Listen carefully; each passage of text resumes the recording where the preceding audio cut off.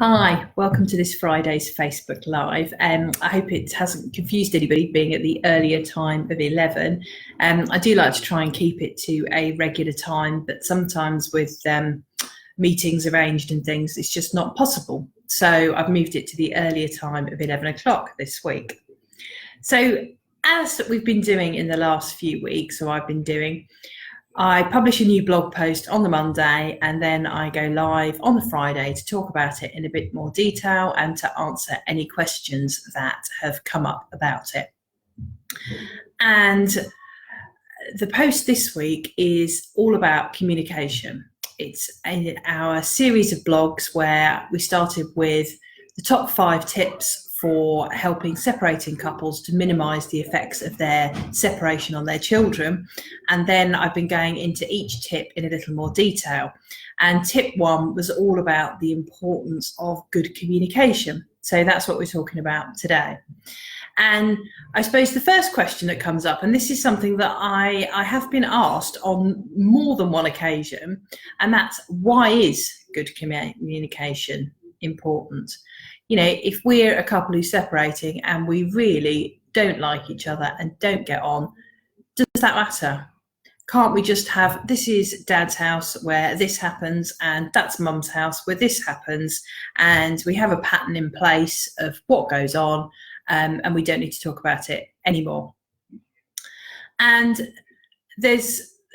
what I use is certain key points that I think illustrate why separating parents need to be able to talk to each other. So the first one is that sometimes children of separating parents, and even actually I think children of parents who are still together, this can crop up. This is another reason why communication is important, even if you are remaining married. But obviously for the purposes of today, I'm talking about separating couples. Sometimes children can play one parent off against the other.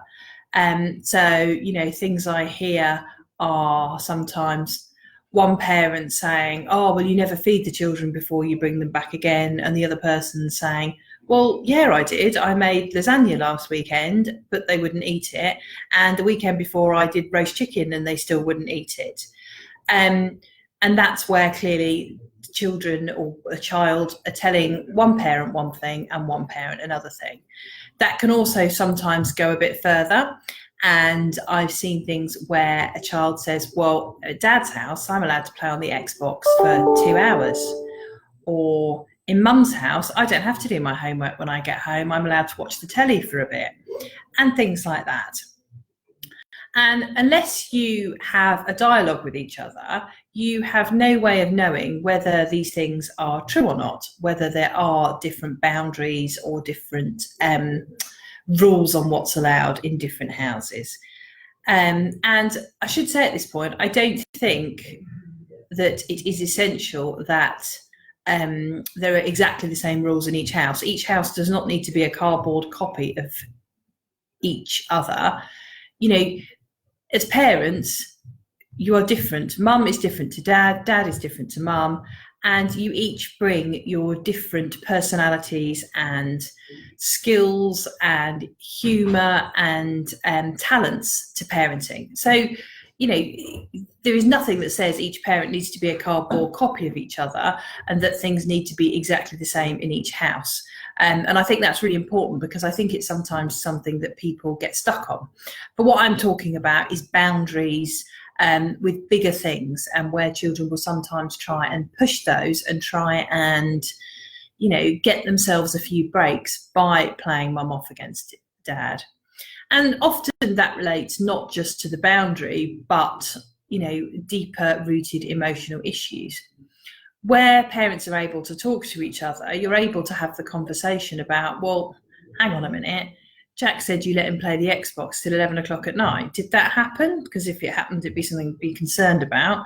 And the other parent can then say, no, he was asked to stop playing it at 7:30 and was told to go to bed at 9 o'clock.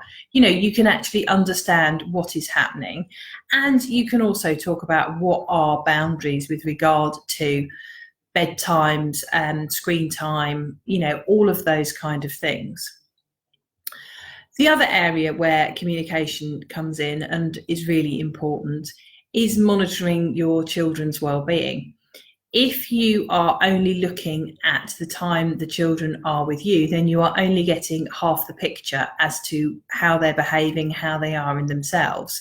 Whereas if you are able to talk to each other, you get the full picture of what's happening. So, for example, one parent may see that Amelia has been struggling with a particular issue this week, been very teary, didn't want to go to bed, was quite clingy. And then a couple of days later, she may have been all right. But if you are then able to have that dialogue, you can say, oh, well, actually, funny you should say that, because this weekend there were a few issues. She got very angry about something and it escalated into a bit of an argument, and then she was very upset afterwards. And it enables you to piece together exactly what's happening, and also to share stories about what you've been told. Because sometimes, when children come out of school, they may not want to talk about anything, they may be tired. Later on, they may be with the other parent, and they may come out with more stuff about what's happened to their day. So that means that one parent may have got some information when they came out of school, and the other parent may get other information later on. And if you are able to talk to each other about that, then you're building up a full picture of what you have been told, what's going on, any issues that have cropped up, when your child may have been upset, when they may have got angry. And it enables you to build up a full picture of any changes in behaviour, of anything your child seems to be struggling with, and anything that you feel they're not managing very well. But without that communication going on, you are not able to have that full picture of exactly what's happening. You're only able to access what your child tells you, and children will always see things through their own eyes. What they say isn't necessarily what would be a grown-up's interpretation of it. And it means that you're only accessing what you see when your child is with you. And, that can be a problem in not enabling you to understand the full picture about what's happening. And that's important. It's also important in terms of planning what happens next for the future. If there is an issue, how are you going to address that? If you're not able to talk about it, then one parent may go and talk to the school, and then the other parent may go and talk to the school. And, if one parent has gone to talk to the teacher and one parent's talked to the head teacher, then there may be, a difference in what you've each been told. If you're both doing slightly different things to help your child, then it's not a joined up approach. It's much better if you can both be on the same page and you can both put in place the strategies that you feel your child may benefit from. The other thing, and I talked about this in the blog, is that parents model behaviour to their children. And I'm a parent myself, and it's something that, let's face it, can be quite a burden of responsibility sometimes. To use a smaller example than parents separating, if you've told your child, no, you can't have another biscuit, you've had one, you're going to have your tea soon, you're not having another one, and they then say, but I've seen you eat 3. Or you say, no, that's enough screen time, and they say, oh, well, you've been on your phone for hours. It's quite, it's a burden of responsibility of having to constantly model behaviours that you would like to see in your child, because we're not all perfect and we don't get things right all the time. And certainly there can be a kind of temptation to kind of think, well, you need to do what I say and not what I do. Or do you know what, I'm just the grown up and I set the rules. And, we've all resorted to that at some points. But in terms of life skills and relationships, what your child sees their parents doing is something that is going to potentially act as a benchmark for them later in life as to what adult relationships are like, and what talking looks like to them. If you encourage your child to talk to you if there's a problem and to share things with you, and you're not sharing things yourself and you're not talking about things, then you may find that your child picks up on that, and it may be confusing for them because mum or dad is saying I should do this, but they don't do that. So do I really need to do that? And, this is something that may not be so much of an issue for very young children, but it can become more difficult as they get older. And particularly once they become teenagers, often habits are ingrained, and teenagers tend to prefer to talk to their friends rather than their parents, or to look at things online and get a lot of their information through that medium. So it is important that you are modelling good relationships and good communication skills to your children, so that they can see that and recognise that that is a part of life. And, sometimes that is really hard to demonstrate that, and to work with someone that you may find it very difficult to work with, and may always have found it very difficult to work with. And, one of the things about having children is that when you separate, you don't magically disappear off into the ether and go your separate ways and never the twain shall meet. There is going to need to be a level of relationship between you for potentially forever, but certainly for a very long time, whilst your children are, going through the point where they need you and are still dependent, but also going into, bigger events in the future. You move on from sports days and school plays to bigger events. Maybe they will graduate from university, they may get married, they may have children, and there may be times where you both need to be present in their lives together, because that's important for them. And, part of good communication is thinking about how you're going to manage that. And one of the things that I think we get asked a lot is, how on earth do I manage that? I find the other parent very difficult to deal with. The thought of talking to them brings me out in a cold sweat, because it always ends in an argument. They won't talk to me, they just shut down. Sometimes there are real communication problems that have existed throughout the marriage. Communication problems don't just suddenly drop on you when you separate. Often one of the reasons people are separating is because there has not been good levels of communication during the marriage. So each person hasn't understood how the other person's been feeling, or they've almost been living separate lives within the same marriage. They haven't shared things, they haven't talked about things. And that then can manifest itself as part of the separation. What adds to things in the separation is that then the lack of communication can also turn nasty, particularly if one person feels quite aggrieved, quite angry about the fact that the relationship has ended or the marriage has ended. So that can add a whole new dimension into the mix. And one of the things that I wanted to share today is, what can you do when communication is really, really difficult? So the tips I would use are, firstly, time. And I'm not going to say, time is a good healer, because time by itself doesn't necessarily do anything. It's what you do with that time. And sometimes when a relationship ends, one person just needs more time to be able to deal with that and to come to terms with what's happened. Quite often I see that one person has been contemplating the end of the relationship or the marriage for some time, and that has already put them partway through the healing process, even before they've made the decision, even before they've communicated their decision to the other person. And for the other person, it can be a real shock, and it can take them a lot longer to be in the same position as the other person. And whilst they are grieving for the breakdown of their relationship, they may well be very upset and very angry, and that in itself does not aid communication. So it can just be that the other person needs time to deal with things and to move on. Secondly, it can be that you need some help learning how to communicate with each other. If this is something that has not gone well, or you haven't been doing, then often you need to know how to develop the skills, or what tools you can have to help you to talk about things and to, manage co-parenting harmoniously. And that doesn't have to be hugging each other at the door and inviting each other out for drinks. It can just be that you're able to have a civilized conversation about your children and to say, hello, how are you, and goodbye. And that may be enough for you.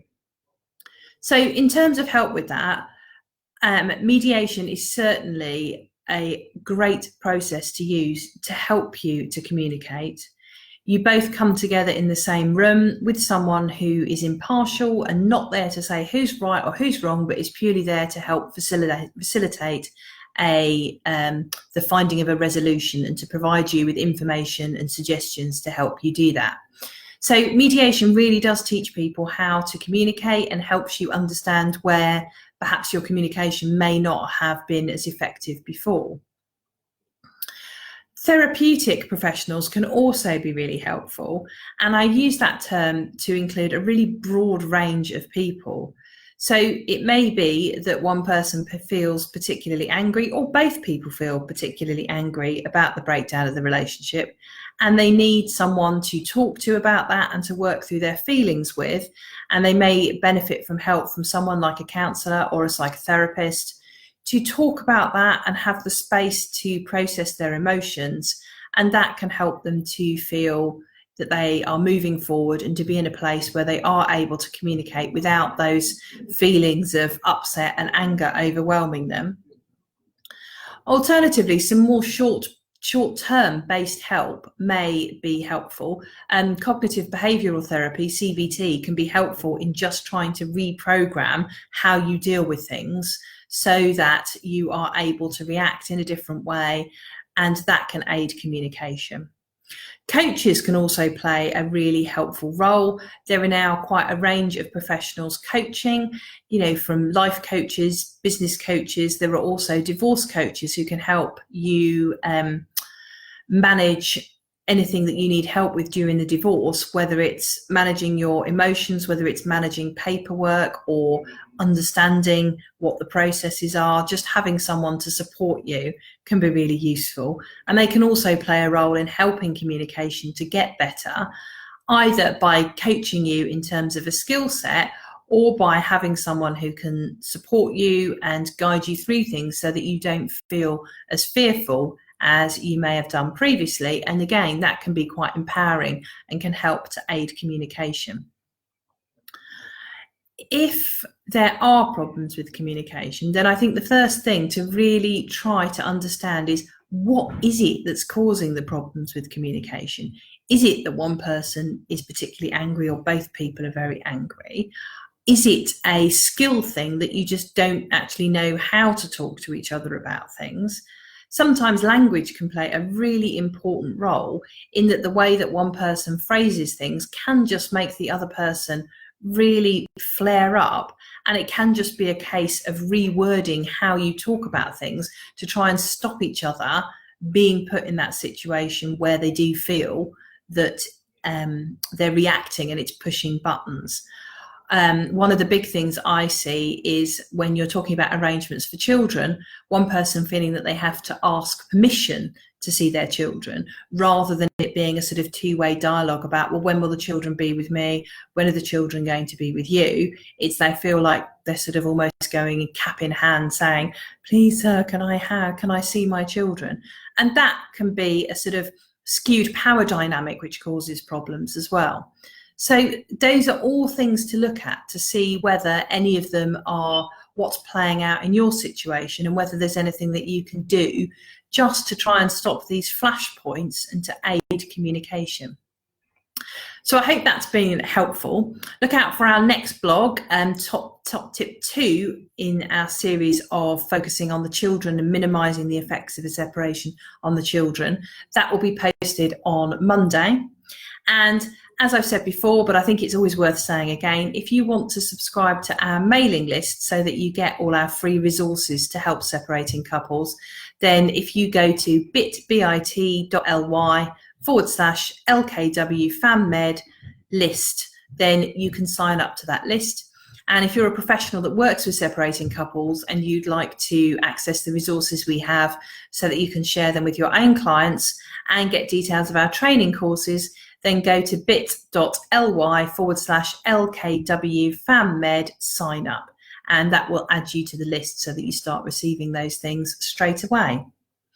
And if you also want details of our latest training courses, if you're another professional, then if you visit lkwfamilymediation.co.uk/training/, then you'll get the details of all our courses as well.